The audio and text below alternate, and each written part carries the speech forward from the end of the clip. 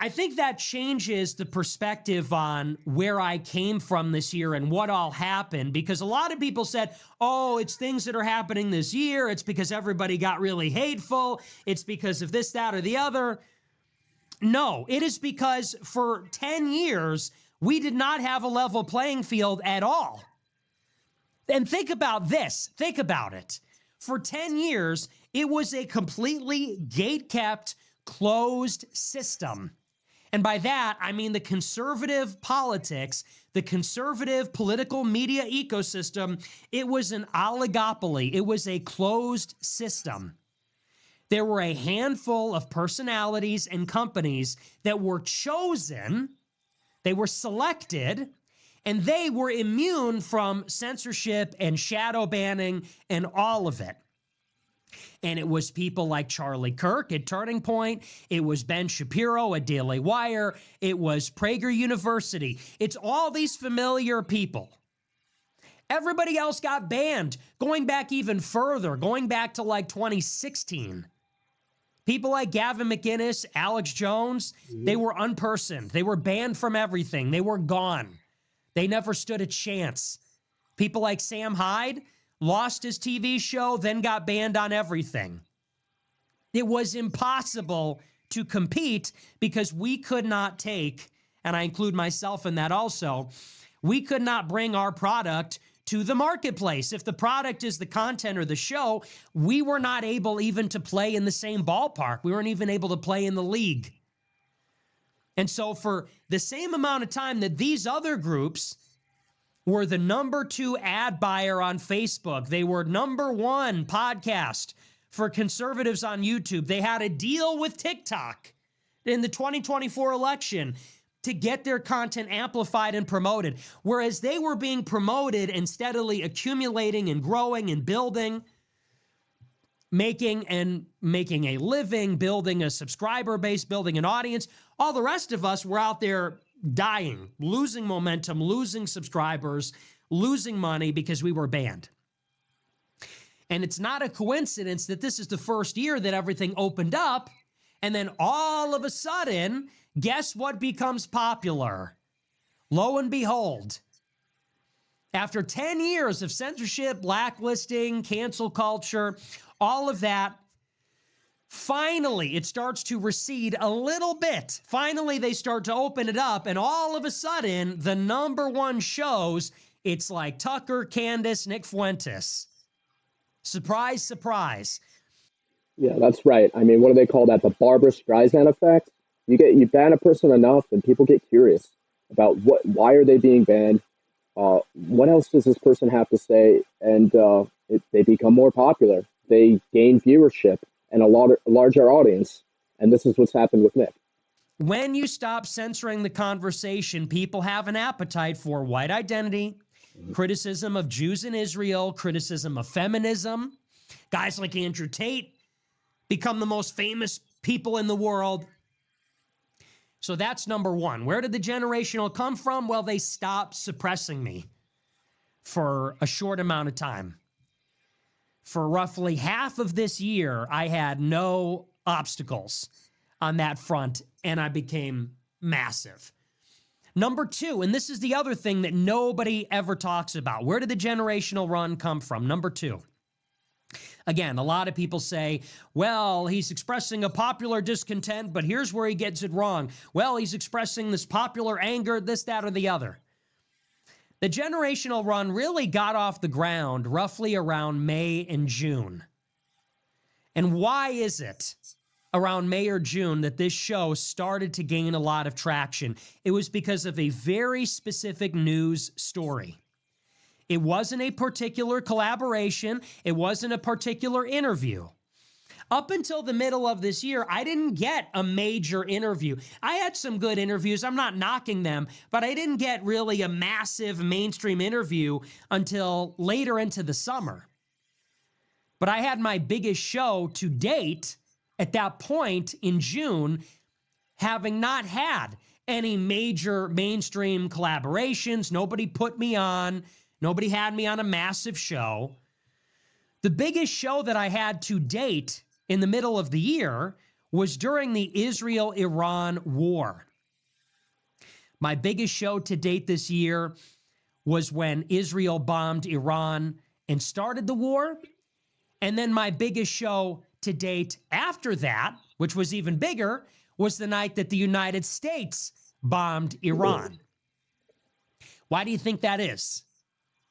It's because in 2024, I was well known as being one of the only people that didn't vote for Trump. And I didn't vote for Trump because I predicted he would bring us to war with Iran. And I had been predicting for years that it would play out in exactly that way. Ever since October 7th, I had predicted that Trump would be elected because he is the pro-Israel candidate. And he would be elected in part because he would take us to war with Iran in fulfillment of Israel's multi-year, multi-front, regional ambitions to create a greater Israel and neutralize all their enemies. And so when Israel bombed Iran and the United States followed up with airstrikes of its own, people ran to watch the show to see what I had to say about it because I was the only one that predicted it. So I didn't launch the generational run because I was being a shock jock, because I was trolling, because I played this shell game where I pretend to be mainstream and I go on Bradley Martin and I act one way and then I go on my show and act like a jerk. The generational run started because I was right, because I was speaking the truth about Jews and Israel, but also their relationship with Trump. And I was the only one who did it. I was the only one that stuck it out and said that, even in 2024, which is pretty late in the game for someone like me. Pretty late in the game, actually, for everybody.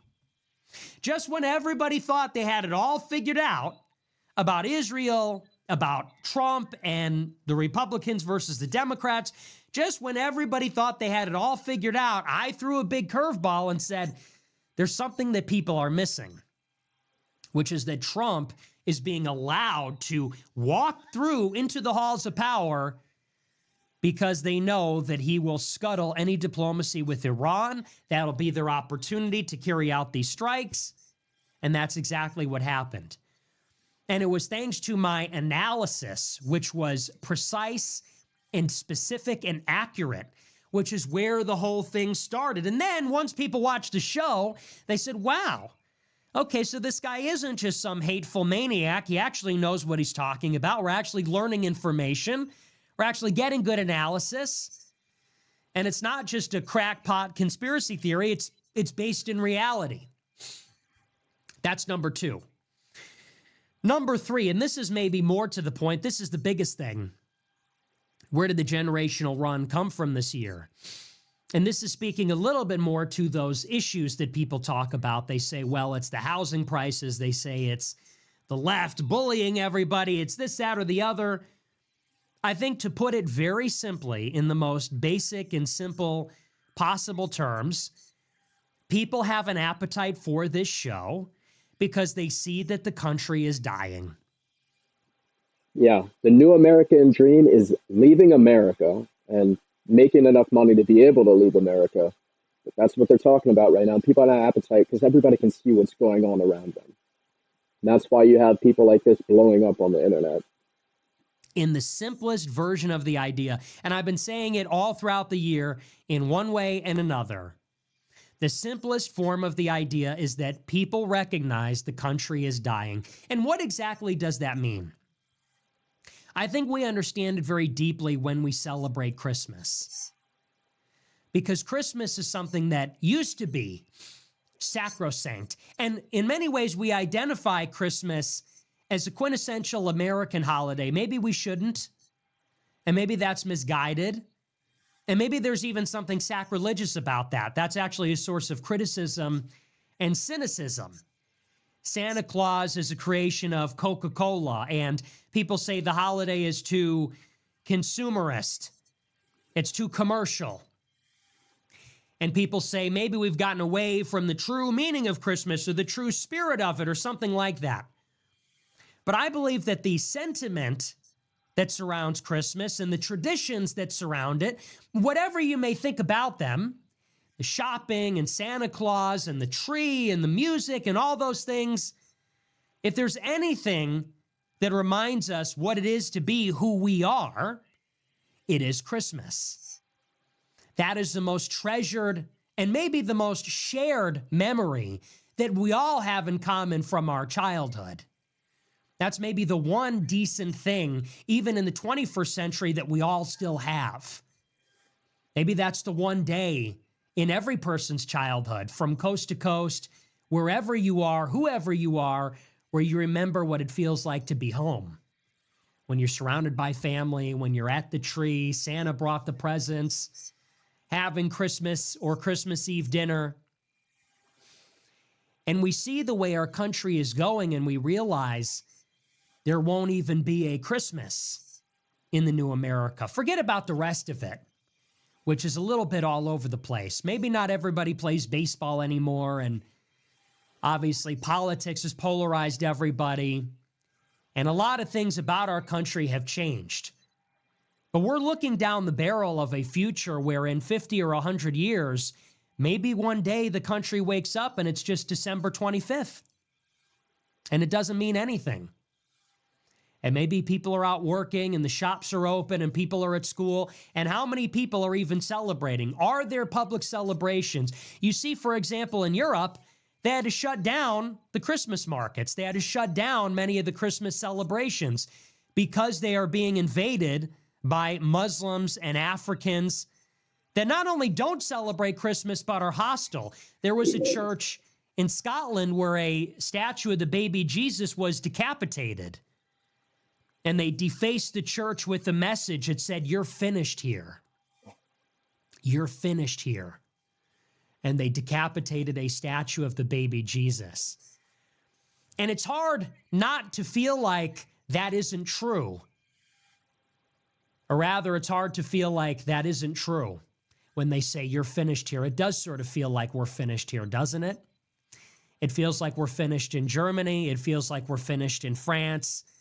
It feels like we're finished in England, in Italy. It feels like we're finished in America. We see where the arrow is pointing. We see that Zoran Mamdani is the socialist mayor of New York.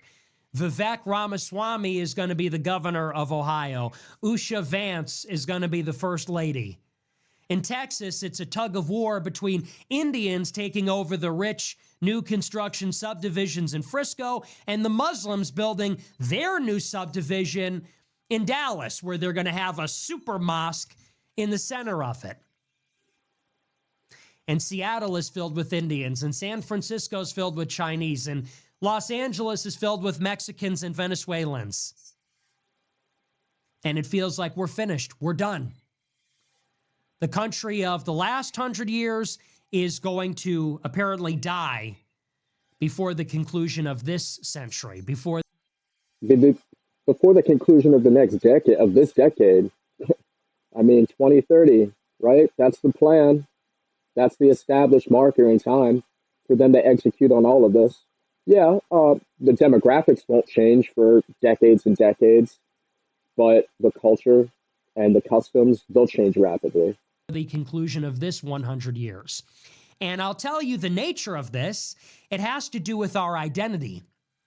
It has to do with our religion, and it has to do with our race. What it is to be American is to be European and to be Christian. That is what it is actually to be an American. And the day that America ceases to be mostly or meaningfully European and Christian, it's no longer going to feel like America. When the country is divided up between minorities, blacks, African immigrants, Asians, Indians, Chinese, Hispanics, Muslims, is it going to meaningfully feel like America, or even any country at all for that matter? Will it feel like a country at all? When you're riding on the public transit, when you're at the office, when you're at school, when you're watching these movies, with all the diversity, will it even feel like we have a country at all? Forget about whether it is America. Will it even be a coherent whole? It feels like the answer is no. And it feels like we're finished. We're done. And if the country is its people, and it is, The United States of America doesn't exist outside of the Americans, outside of the actual flesh and blood people like George Washington or Henry Ford or Charles Lindbergh or Thomas Jefferson or Abraham Lincoln or Frank Sinatra. The country is the flesh and blood people. If those people and their way of life specifically, their mannerisms, their customs, their holidays, their beliefs, their culture, their value, even the way they look, the way they act. If those people are going away, if they're going extinct, then the country is going extinct too. And of course, people will still live here. The land mass isn't going anywhere. The government isn't going anywhere. There'll still be human habitation here, but it won't actually be the same place. And you see that everywhere you go, everywhere you look, in every way. You see it when you're driving in traffic. You see it when you go to work, when you send your kids to school. It just isn't the same country anymore. And there's something incredibly dispiriting and sad and depressing about that. And people say, why am I popular? It's because it feels like I'm one of the only people that's fighting back against this. I'm one of the only people that has freed myself from the mental shackles, because that's all it is. We are accused of being racist, white supremacists, neo-Nazis, anti-Semites, Christian nationalists, white nationalists, whatever. People like the show because they like when an unapologetic white American stands up for the country and says, no, we're not going to die. At the minimum, I'm not going to die. I'm not going out without a fight. And if one man can get up and say, I'm not going to go down without a fight, then maybe a whole country can get up and say that we're not going down without a fight. Maybe that's the strength of the message. And that is really the future conflict. This is what I predict for 2026. They're going to try to gaslight us into thinking that all of our concerns are bound up in the economics. That, oh, it's just the young people, and the young people are mad because housing and home ownership is out of reach. We need to make it more affordable. Honestly, is that really the problem? Riddle me this. Let's say this Trump government goes in and they build a bunch of low-cost housing for all these Indians and Muslims and Hispanics and Chinese and everybody else. You go and you live in Texas, and you're in a subdivision that's 90% Indian. You go to a university, it's 80% Chinese.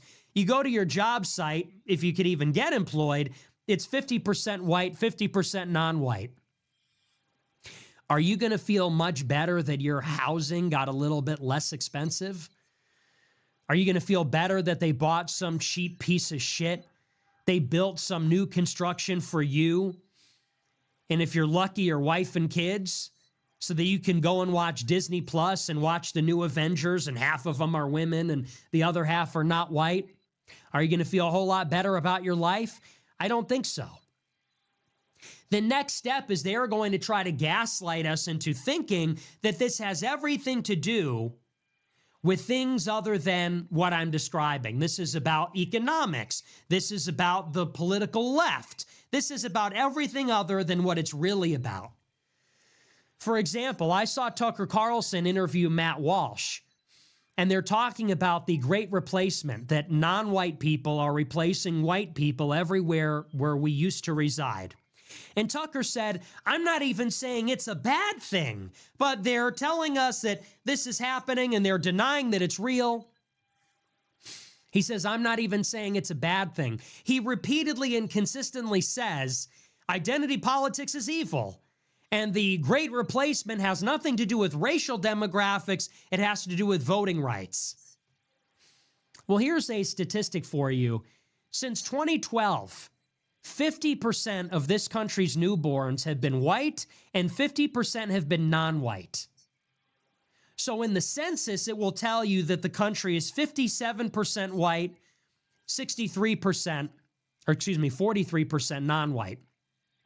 But if you look at the newborns, if you look at where the arrow is pointing, for the last 13 years, the newborns have been 50-50. For the younger generations, it is 50-50. For Gen Z, for Gen Alpha, this is our country. And when we are the old people, when the boomers and then the Gen Xers die off and it's millennials, Zoomers, Gen Alpha, Gen Beta, it's going to be even less white than that.